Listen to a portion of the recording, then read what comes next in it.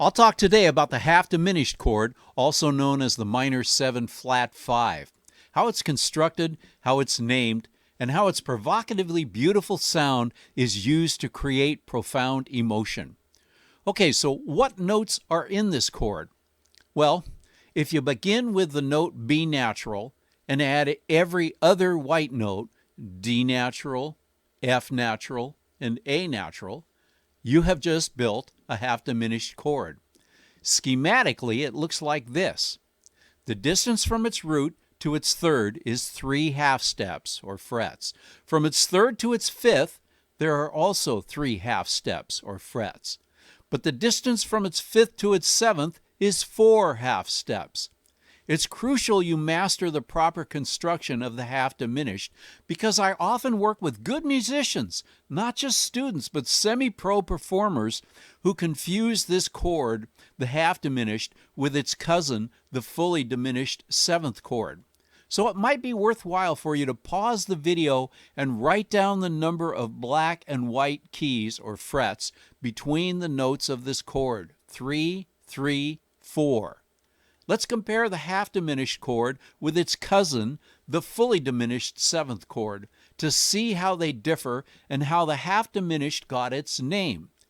Here is the full diminished 7th chord. As shown here, its notes are all 3 half steps apart. By contrast, as I said, the spacing of the half-diminished is 3, 3, and 4 half steps. Just 1 half step distinguishes these chords from each other, but that 1 half step makes a world of difference in the identity, musical function, and emotional impact of each. Does it really matter which chord you use? To answer that often asked question, listen to Autumn Leaves, one of the first tunes we teach our improv students. As shown in the B-flat Rill book, it meanders back and forth between the keys of A major and its relative F-sharp minor.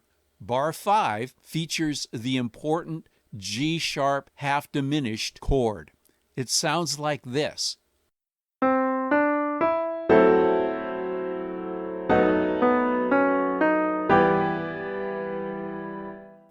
Do you agree this half-diminished has an amazingly poignant sound? Here's how that same clip would sound if you used a diminished instead of a half-diminished chord.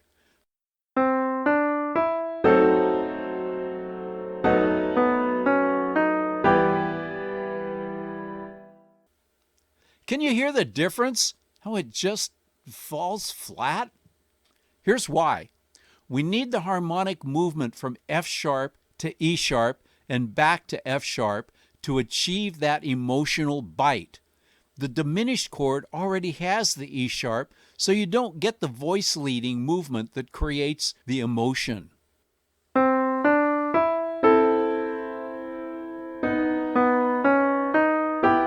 I'll sing that voice leading for you.